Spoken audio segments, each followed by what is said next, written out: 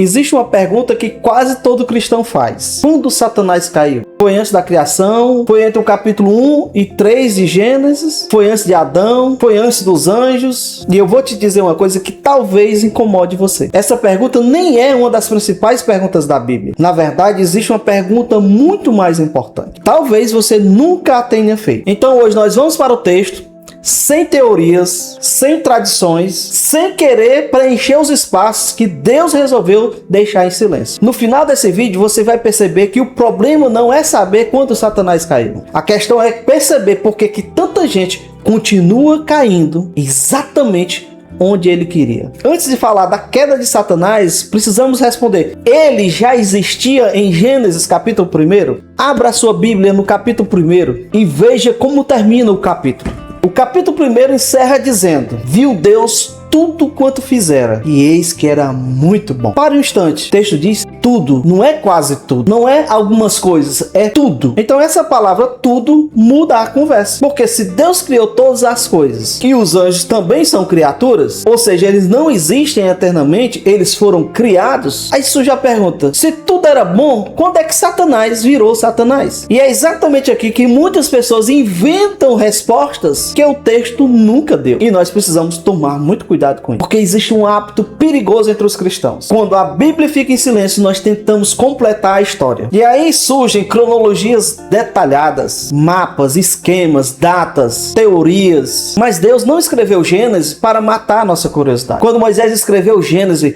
foi para um povo que tinha acabado de sair da escravidão. Ele não escreveu para especialistas, não foi para professores universitários, mas para pessoas simples que precisavam conhecer quem é Deus. Percebe isso? Enquanto nós perguntamos quando Satanás caiu, Moisés estava respondendo quem criou todas as coisas. Nós queremos detalhes e Deus quer mostrar a sua soberania. Mas alguém pergunta: e os anjos existem antes da criação? No livro de Jó nós encontramos uma informação interessante. Quando Deus fala da criação da terra, ele menciona que os filhos de Deus exultavam de alegria. Isso indica que os anjos já estavam presentes quando Deus lançou os fundamentos da terra. Perceba que o texto sugere que eles já existiam, mas ele não diz exatamente quando eles foram criados. Veja como isso importa. Existe uma diferença entre aquilo que a Bíblia afirma e aquilo que nós deduzimos. Uma inferência pode até ser útil, mas ela nunca pode ter a mesma autoridade da palavra. Infelizmente, muitos estudos misturam essas duas coisas. E o resultado é que muitas pessoas passam a defender com convicção aquilo que Deus nunca declarou. E aqui chega o ponto que muitos estão curiosos. Quando é que Satanás aparece? Em Gênesis 3, a serpente simplesmente aparece. Moisés não explica a sua origem, não conta a sua história, não fala da sua queda, não descreve a sua rebelião, nada. Ela simplesmente aparece ali no capítulo 3. Você já se perguntou por quê? Porque o foco do capítulo nunca foi Satanás, sempre foi Deus e a resposta do homem à sua palavra. Nós é que transformamos Satanás no personagem principal. A Bíblia nunca fez isso. E aqui tem outro detalhe que poucos percebem. Olhe com calma as palavras da serpente. Ela não começa atacando ela começa atacando a palavra de Deus. Ela diz: foi assim que Deus disse? E essa estratégia continua até hoje. Depois ela diz: certamente não morrereis. Aqui ela questiona o juízo de Deus. E aqui vem a terceira mentira: vocês serão como Deus. Ela oferece autonomia. As mesmas mentiras continuam sendo pregadas até hoje. Você decide sua verdade. Deus entende qualquer que seja as suas escolhas. O pecado não é tão sério assim. O importante é ser feliz. A estratégia nunca mudou. Talvez seja por isso que Deus gasta pouco tempo explicando a origem de Satanás e mais tempo explicando como ele engana. Mas ainda falta responder: e Isaías 14? E Ezequiel 28? Esses textos são usados frequentemente para falar da queda de Satanás. E realmente muitos intérpretes entendem que esses textos ultrapassam a dimensão dos reis terrenos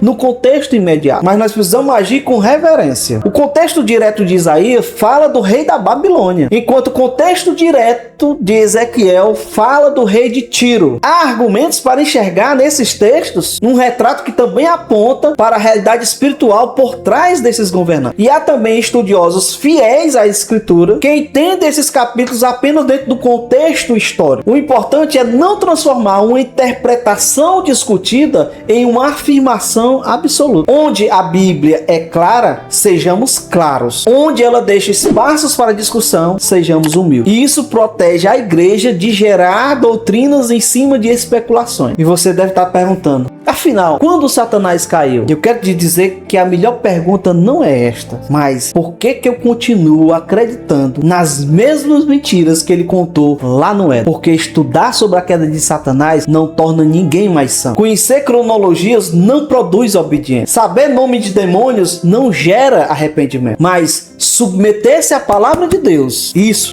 transformou a vida. Talvez hoje você saiba explicar teorias sobre a queda de Satanás, mas continua negociando com as mesmas mentiras da serpente. E isso deveria nos preocupar muito mais. Perceba como a Bíblia faz algo diferente do que nós costumamos fazer. Enquanto nós queremos descobrir detalhes, Deus quer revelar ao nosso coração. Enquanto queremos entender a queda de Satanás, Deus quer impedir a nossa queda. Talvez você começou esse vídeo querendo saber quando Satanás caiu, mas espero que termine com você fazendo uma pergunta muito mais séria. Será que eu estou resistindo às mentiras de Satanás que derrubaram a humanidade lá no princípio? Que a maior vitória de Satanás não é esconder como é que ele caiu, é fazer as pessoas caírem sem perceber. Espero que esse vídeo faça você olhar para o livro de Gênesis com menos especulação e com mais reverência. Deixa aqui o seu comentário ou a sugestão de um outro assunto mal interpretado.